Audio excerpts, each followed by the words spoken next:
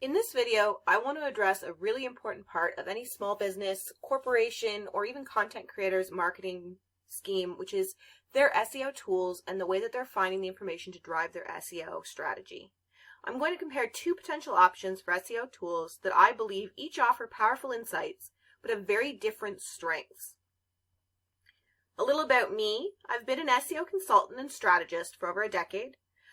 This has been in several different industries, ranging from the small business and marketing world itself to travel, the world of pets, and further from there. So I do have a lot of experience in using these tools in different areas, different size businesses, different industries, and different realms. Now, Moz has long been recognized and respected as kind of the go-to name for a lot of SEO type information. In fact, when we talk about the domain authority score and looking at how that reflects on the strength of a website, that was something that is connected directly to Moz. It is a Moz generated score. But Raven Tools has been discussed in length recently in a lot of SEO communities. And after having a client ask me about which of the two tools would be the better fit, I thought that it would be a really good benefit to others to be able to see the comparison between the two. I'm going to start with the keyword research aspect itself, the most basic concept that starts your SEO journey. So here in Moz, you can see they have the Explore by Keyword tool. Now I've searched the word content marketing, just a very basic phrase just to give us an idea. And like most keyword research tools, you do get a monthly volume, but they offer an interesting assessment here in the terms of the organic click-through rate. So this actually gives you some information about how often they believe you can expect to get a click-through from that monthly volume, as some keywords are going to drive more traffic than others. And it helps you figure out if you're positioning yourself in a way that even ranking for that term is going to be beneficial. The difficulty score and minimum domain authority are giving you an idea of how hard it is going to be to rank. This is pretty common amongst keyword tools, but another feature that they include that I thought was really interesting is the primary search intent. With the changes that we've seen happening in the world of Google search, as well as moving into AI search, being able to target phrases that do meet the search intent is becoming more important than ever before. So if you're searching for something, and like it says here, content marketing is an informational search intent, and that people who are searching this are looking for educational content, but you're trying to put a product page out there, you're not likely going to gain any value from getting that ranking spot, or even have the chance to get that ranking spot, because Google isn't going to believe that your content is going to help the person who's searching that specific phrase. So understanding that search intent without having to go and manually figure it out yourself is definitely a great benefit. But moving over into Raven's Research Central, this is their version of it. Once again, I've searched content marketing, and you'll find that the Raven Tools is a lot more data driven. So Raven Tools pulls in information from other third-party sources. We've got Google Ads and Majestic, and they're putting that information all in one spot. So this is data that you can get in other places, but they've conveniently pulled it into a central dashboard that is very helpful. You can see after searching content marketing, I have information about the local trends, the competition itself, and then, of course, just like you would expect from other search tools, we have information about the search volume and the kind of the information that you're going to need to figure out if you're going to rank, such as the competition score itself based on Google Ads, as well as information about the different domains that are including this either in the anchor, in the title itself, just figuring out how that keyword is being used in order to be able to rank, which is a very strategic and helpful information. They also have the Google search volume trends here that gives you an idea of whether you're moving up in a trend, coming at the end of a trend, and decide if this is actually a good time strategically for you to go after that specific term. So both do offer great information, but on a very different aspect. It's almost like one is giving you a map to give you an idea of where the trails are when you're going out hiking, and you can pick whether you want to go on a hard trail or an easy trail, and whether that's located near a city or not. Whereas this one is going to give you a lot more information. It's going to tell you whether that trail is going to be a basic grade trail, whether it's going to have hills, whether it's going to have swamps, to give you that far more detailed information about going after that specific trail or that specific search term as we're talking about here.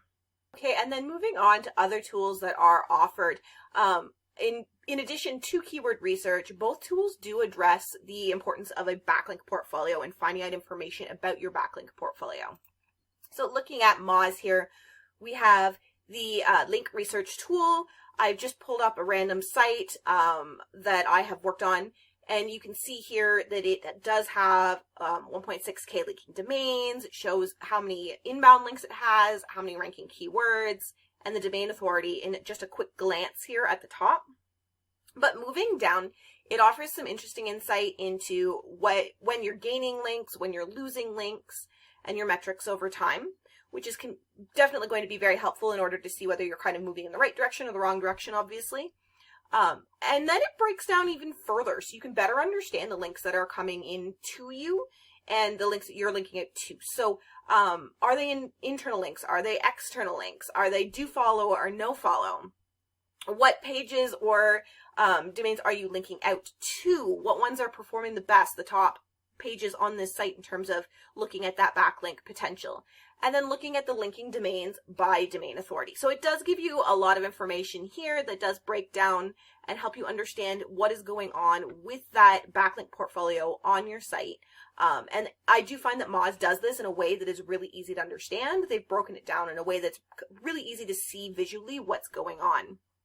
But moving over to Raven Tools, we have the Raven Tools Backlink Explorer, which is their version. Now, I have gone and done this here. I do find one thing that you should know about is that with Raven Tools, when you do search a URL or a domain to try and get this information, there is a waiting period as it generates. So I've done that ahead of time. But you can see here, I've searched the same domain. Now it's pulling a total backlinks of 1.8. But when you click on it, it opens up their backlink report. Now, this is the same website that we just looked at, just on a different tool. I am using a lower tier option, so it does limit and truncate how much you can see here. Obviously, with higher tier accounts, as it says, you can see more of these links. But just to give you an idea of what it does include, you can see that it's got the source URL, where that link is coming from, the target URL, and the anchor text, so you can see where those are coming and going on your site. Now, it does have a few options that I find are really helpful to filter this, because as you can see, it's not as visually appealing. They don't have it in a nice chart for you. It's just a list of data. But you can group domains so that you're seeing those together in a more organized fashion. You can look for something that including or excluding specific things, filter it down to just no follow links or image. So there are different ways that you can filter that data in order to find what you're looking for. They do boast that they can find up to 50,000 backlinks for any URL, so they can provide you with really valid information. But unlike the Moz tool with Raven Tools, you do have to kind of dig through that. There's a lot more manual assessment to better understand what that data is trying to tell you. Versus over on Moz, it is in a very user-friendly atmosphere, user-friendly way to look at that information. Of course, there's also your competitor research, so I looked at that specific part of the tool on both of them. With Moz, you have the true competitor here, which I found really interesting. You enter your domain and the country that you're trying to target, and it returns a list of different competitors they believe are seen as direct competitors or true competitors for you to look at, the top 25. This isn't exactly the best comparison I found in some cases. For example, this specific domain, shedhappens.net, is actually a pet-focused website. And yet if I go down here into shedhappens.com, you're looking at someone who sells sheds. So it may not actually show you a true competitor in that sense, but you can go through and see that information and visit those sites and figure out what you're trying to do. Now, when you go through this, you can click compare and set up to 3 of these that you're going to compare. So we'll just click another one here randomly so that I've got the 3. And then click at the button at the bottom. It says compare 3 competitors at keyword gap. And it opens up even more detailed information about comparing those competitors to you. Now, if you didn't have that information already from True Competitor, you can actually go up here and manually enter them as well. I just found it was helpful to be able to go into True Competitor and have them identify them for you too. I thought that was a really interesting feature that you don't see in a lot of other tools. You can also limit your market or change your market up here. to try and find different information if you're, trying to look for, maybe you started off with the US and then you want to switch over to Canada to see what's happening there. So it does make it easy to switch between those. Moving down here, you see that they compare them on ranking keywords, how many top 3 positions they have, how many positions 4 to 10, page authority, domain authority. It's all the information you need to know to kind of see how, on a very broad scale, you're stacking up to your competitors. And then it goes a step further down here into a way that I found really interesting with a competitor overlap. So you can see how many shared keywords you have. So things that, in this case here, we've got ferretworld.com, down here, a better treat. And then this is the site that I started with my site. You can see it doesn't really overlap much at all with a better treat. It's got a slightly larger lap with ferretworld.com, but there's obviously a lot of opportunity. Whereas ferretworld.com and DIY Ferret here obviously overlap a lot further. So they do make that a very kind of visually appealing way of looking at those shared keywords. Here you have keywords to improve, new keyword opportunities, winning keywords, and all ranking keywords. So there's more information about the keywords that are kind of offering you opportunities as a business to either go for a keyword you're not currently ranking on, so it's a new keyword opportunity, or keywords that you could improve your current SEO optimization in order to kind of stack up against those competitors specifically and give you a better chance of ranking. So it is a very strategy-driven, actionable way that Moz has laid this out with their keyword gap tool, that I think is really helpful for businesses to go in there and actually use this strategically to create a SEO strategy that is actually going to have some return. It is actually going to benefit you for the work you're putting into it. The site performance tool on Raven Tools, it does take a while to populate and load. You can see here it's loading. I actually started this before I even started recording, but I did notice that last time I did this, it took a long time. So I've pulled the reports in advance so we can see that. I just wanted to show where it is here and how that looks when you start searching it in terms of the information it's going to provide. But it will populate that, and then you can choose and add competitors in here. Once you start working with competitors, they'll have that in your competitors list, or you can choose to add a new competitor. But here's that report. I pulled the actual PDF report just so you can see the information that is returned. And this is going back to that same Shed Happens website that I looked at before. And in order to just give a really good idea of how varied the information can be, I chose a really, really popular pet website, adoptapet.com, and then the dog rescue blog, which is a lot smaller. You can see it's only got one backlink. It's a much newer, like just getting off the ground going website, but all in the same industry to give a comparison between the three. So you have the external backlinks that comes from Majestic. The external backlinks in the second column actually comes from Moz. So it is pulling some information from Moz into the Raven Tools tool, which can be seen as helpful depending on if you want to go with Raven Tools, but maybe you wanted some of that Moz information. So it does pull some of that for you from Moz's algorithm and the data that they are collecting and putting out there. For site metrics, you can look at, and I found this interesting too, is that they include the load time and page speed. We know that those are very important in the eyes of Google right now. So being able to compare that is really helpful. And you can see, looking at them here in their overall scores, they do make it green. And they've done that up here as well. So you can see who's kind of winning, who's standing out, who's got the best. I will say here with preparedness by Site Auditor, this isn't necessarily entirely accurate. I know this only because I do work with the Shed Happens tool. It says here that there's no Google Analytics integration detected. I know Google Analytics integration is there and set up. So I would take this a bit with a grain of salt, but it still does give you some information. Even if there's a minor detail like that might be wrong, it still does give you some information to be able to compare those three sites. And then further down, something that I found that Raven Tools has that I haven't seen in pretty much any other SEO tool out there that I thought was really interesting is that it also does look at your social integration.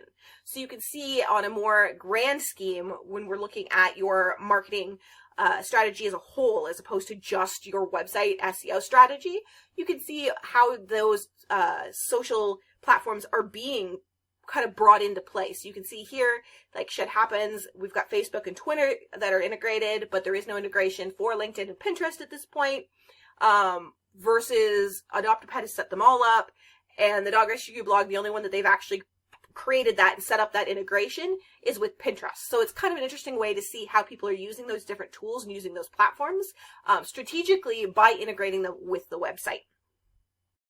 As far as choosing the best tool, there is no one answer. It's not black and white. There is no one SEO tool that is going to be the best for absolutely every business. Instead, you need to look at kind of what you want from a tool, what your budget is, and what tool is best going to fit that. So, pulling up the price points here. Moz Pro pricing, we're starting off at $49 a month for their starter. That's just one user, one track site. If you're a single person working through this, you can take up to 3 track sites when you go up to standard, and then it goes up from there. You get into the medium, 2 users, large, 3 users. So if you're on a team, by the time you're getting into 3 users included, you're looking at $300 US a month in order to be able to access that tool. In comparison, looking at Raven Tools, the pricing here does kind of play a lot better for those larger corporations. So with just $40 a month, you can get 2 users into that. It goes up to four users by $80 a month.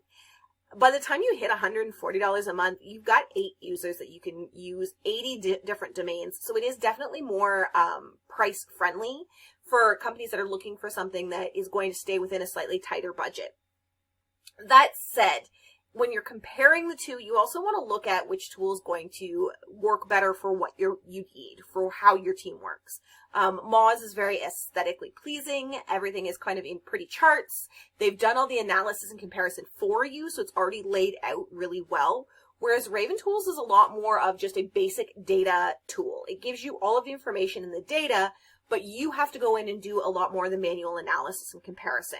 And that is kind of what you get for that different price point. You pay a little bit more for Moz, you get that analyzation already completed for you, whereas with Raven Tools, you do have to take that up on a manual front. So if you are a larger corporation with a bit of a bigger budget and you want something that's a little bit easier, more user-friendly, Moz is great. It is actually one of my favorite go-to tools for SEO. However, if the budget for Moz is just not there, but you're looking to take that next step with your SEO and you're willing to do a little bit more manual work in return for keeping that budget down and allowing you to have a tool that fits your budget, Raven Tools is a great option. So I hope this helps.